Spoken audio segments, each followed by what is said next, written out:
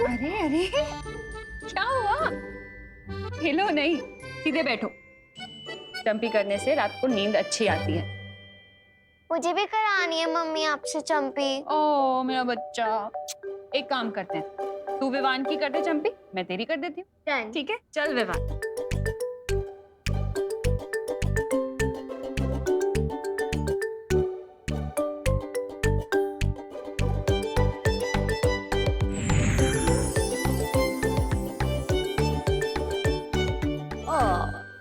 कितनी प्यारी होती है ना दुनिया की माएं। बच्चे को इतनी अच्छी नींद आए इसलिए वो उन्हें चंपी करती है। वाह, लेकिन माँ की अच्छी नींद का क्या? इन्हें तो मैं चंपी करती हूँ।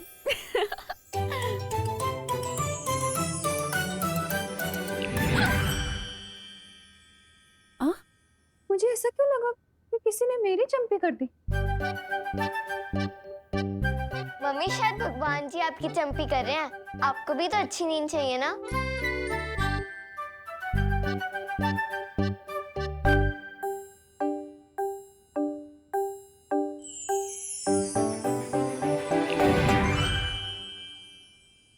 ये क्या हो रहा है? ऐसे लगा किसी ने मेरी चंपी की। ये क्या? मत करो। तुझे लग रहा है मैं मस्ती कर रही हूँ? नहीं नहीं मम्मी, वो क्या है ना, बच्चों को खुश देख के मम्मी को भी खुशी मिलती है और हमें चंपी मिलती देख आपको भी चंपी महसूस हो रही है। सही कहा ना मैंने? हाँ मम्मी, ये सही कह रहा है। तू धरने के बाद बातें भी बहुत प्यारी करने लग गया थी। अरे मुझे चंपी नहीं चाहिए, मुझे तो बस यही चाहिए कि मैं अपने दोनों प्यारे बच्चों को अपने पास सुकून से सोता हुआ देख सकूं, बस।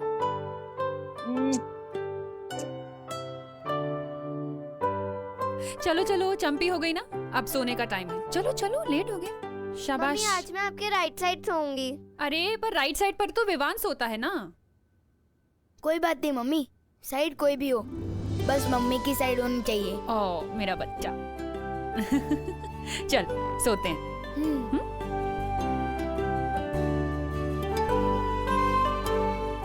आजा।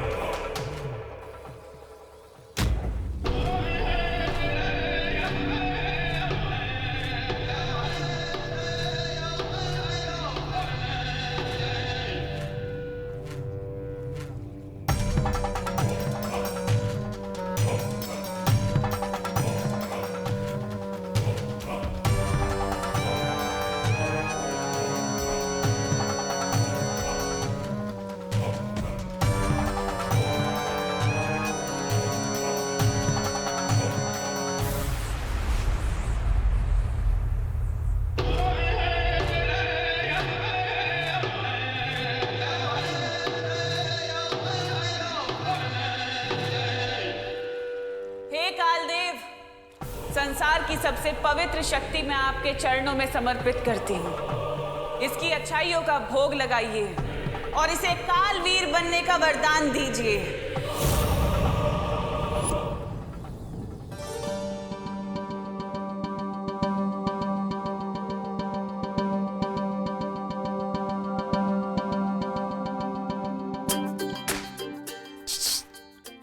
डुबा डुबा,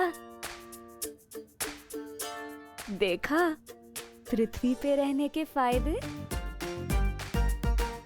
माँ का प्यार, माँ के हाथों की चंपी और माँ के हाथों के समोसे। कितना कुछ मिलता है ना यहाँ। हाँ, लेकिन इस प्यार का असली एकतर तो सिर्फ विवान ही है। और बस मैं यही चाहता हूँ कि विवान जहाँ भी हो एकदम सुरक्षित हो और जल्द से जल्द अपनी मम्मी के पास आ जाए।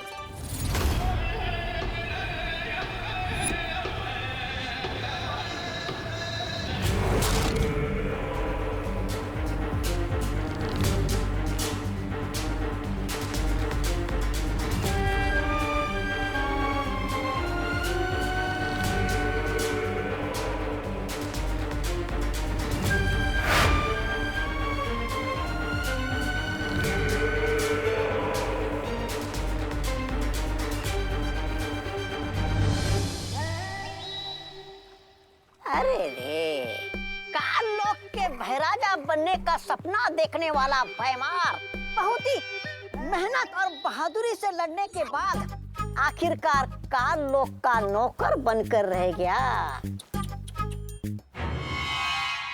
ऐसा मैं नहीं, काल लोक वाले बोलेंगे। बेवकूफ।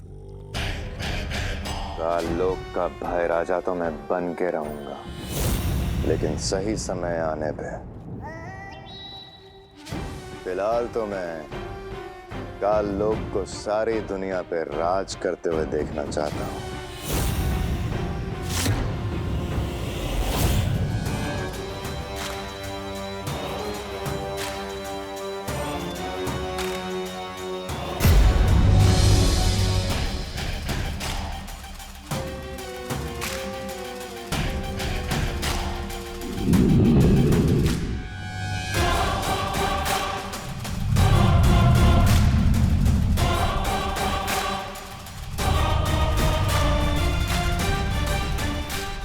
काल स्नान संपन्न होने तक ना ही कोई यहाँ आसमान से उतर पाएगा और ना ही कोई यहाँ की जमीन को छू पाएगा।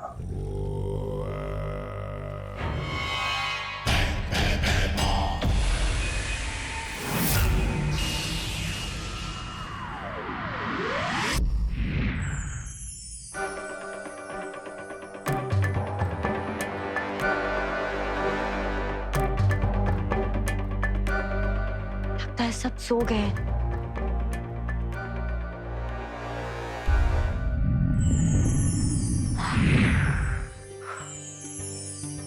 हस्ती परी, हस्ती परी।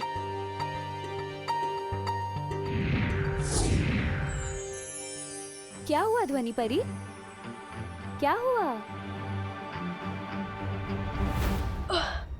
लंबाई में तो ये लड़का ठीक ही है, पर चौड़ाई में थोड़ा कम है। मेरी हथवा खुल के फैल नहीं पाती। हाँ।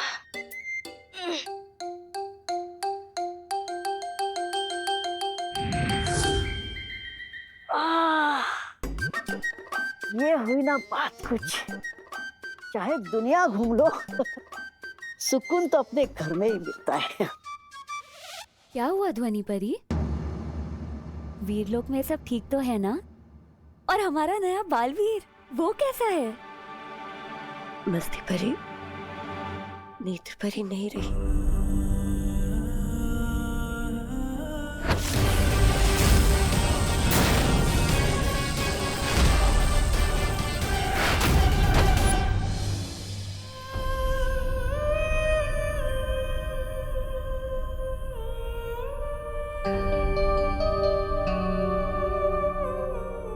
परी, हमें डूबा डूबा को विमान बनाकर यहाँ कुछ और देर रखना होगा। तुम चिंता मत करो ध्वनि परी, सब ठीक हो जाए। डूबा डूबा, तुमने सुना ध्वनि परी ने क्या कहा? तुम्हें बस कुछ ही देर पृथ्वी पर रहना होगा, बस कुछ ही देर। हाँ, बहाने मारने की कोई जरूरत नहीं है मस्ती परी। मैंने सब सुन लिया है। नेत्र परी हमें छोड़कर चले गए। बालवीर इतनी मुसीबतों का सामना कर रहा है।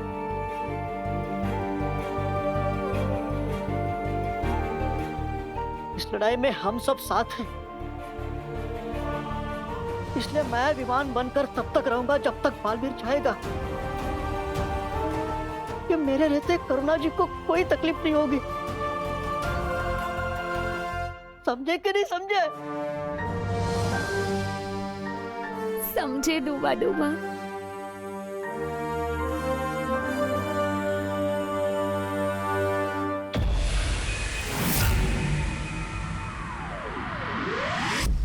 तुम्हारी योजना में खतरा बहुत है बालवीर।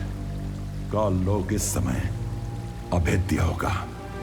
सबसे बड़ा खतरा तो तब होगा जब मैं बालवीर होते हुए भी काल लोक जाने से डर जाऊंगा। चाहे कुछ भी हो जाए, मैं विवान को बचाने के लिए काल लोक जरूर जाऊंगा। विवान को बचाने के लिए काल लोक जरूर जाऊंगा।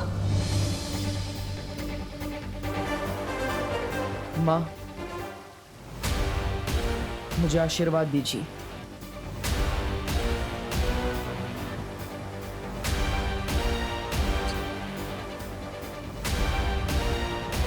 विजयी होकर आना। खुश रहो बालवीर।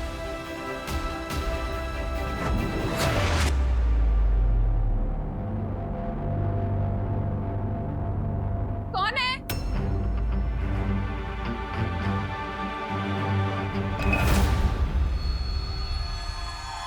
कौन है वहां पे?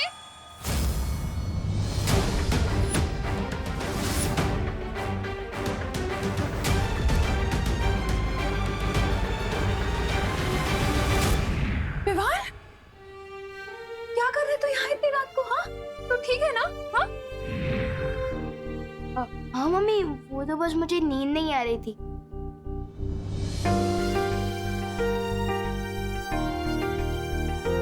तू बिस्तर पे नहीं दिखा तो सारे घर में ढूंढा तुझे, नहीं मिला तो कितना डर गई थी मैं, जान निकल गई थी मेरी।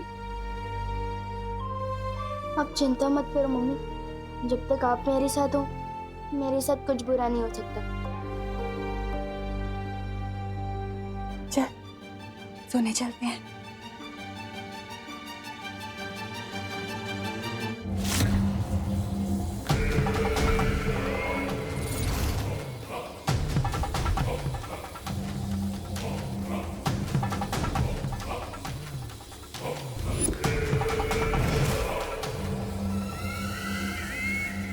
बस थोड़ी देर में भैरानी इस कभी ना होने वाले बालवीर को इस काल जल में डुबाएगी और काल जल को छूते ही वो बन जाएगा तिम्नासा का गुलाम कालवीर।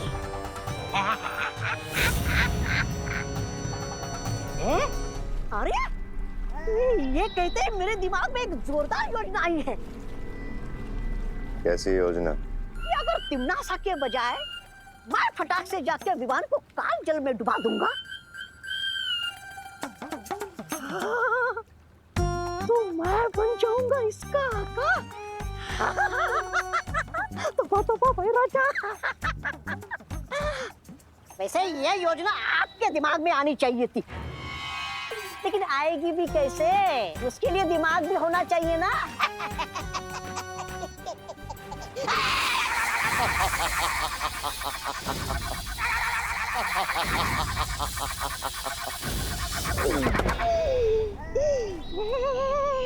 बेवकूफ, इस रेखा को लांघने की कोशिश मत करना।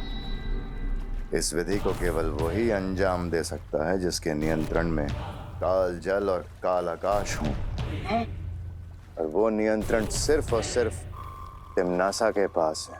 माफी चाहता हूँ।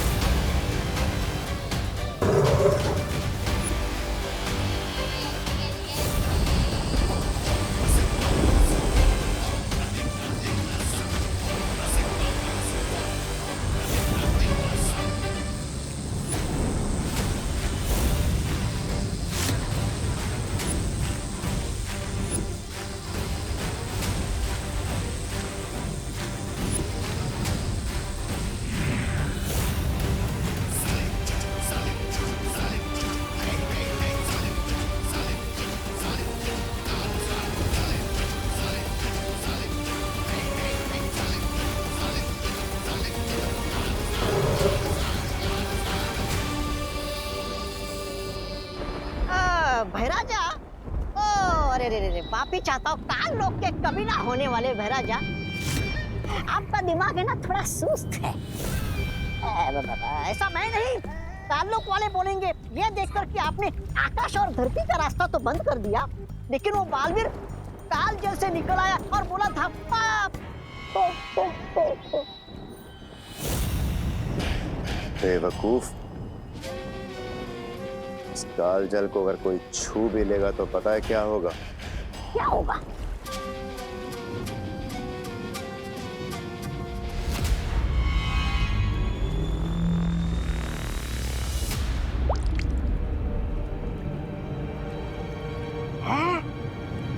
काल जल को छूते ही वो इंसान भाप बन जाएगा। फिर तो ये उत्तराधिकारी थोड़ी देर में कालजल नहीं, भाप का बादल बनकर ऊपर मंडराएगा। बेवकूफ, इस काल जल पे केवल तिम्नासा का नियंत्रण है।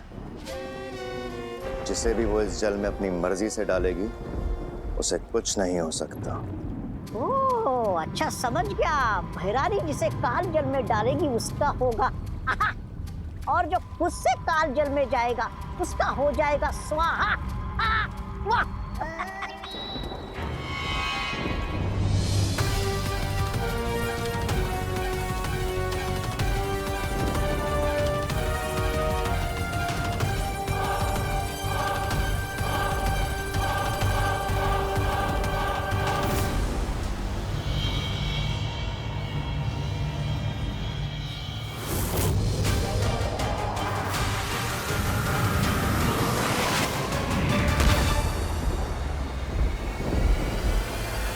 दिल से बुलाया, बालवीर आया।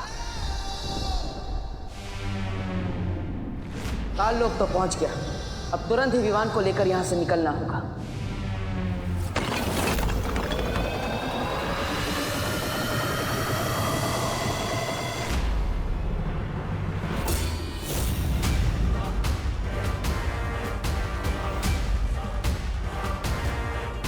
हैरानी, नंदी उंगली की कसम, उस बालवीर की मृत्यु और इस कालवीर के जन्म में बस कुछ ही दूरी का फासला रह गया। अब किस बात का वो कर रही हैं आप? इंतजार। बालवीर आ चुका है।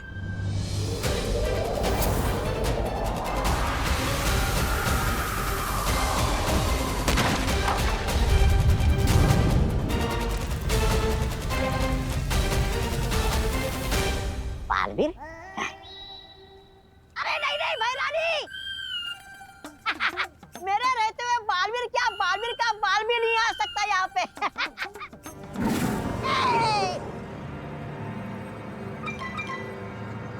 तिम्नासा, चिंता मत करो, मैंने काल लोक के कोने कोने को मंत्रों से बांध दिया है। अगर बालवीर ने यहाँ कदम भी रखने की गलती करी तो बहुत पछताएगा, और अगर उसने उड़ के भागने की कोशिश की तो ये काल आकाश उसे भस्म कर देगा।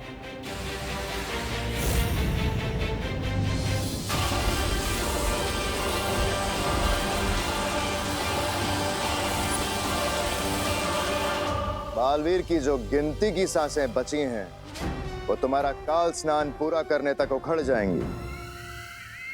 तुम निश्चिंत होकर विधि पूरी करो तिम्नासा, बालवीर को मैं संभाल लूंगा। याद रहे कि वो मरे ना, उसे जिंदा मेरे पास लेकर आना, क्योंकि मैं चाहती हूँ कि वो अपनी आंखों से मेरी जीत और अपनी मौत होते हुए देखे। अरे इनकी तो फरमाइश ही खत्म नहीं होती, किसी के मरने में भी इन्हें मनोरंजन चाहिए। चलिए महाराजा।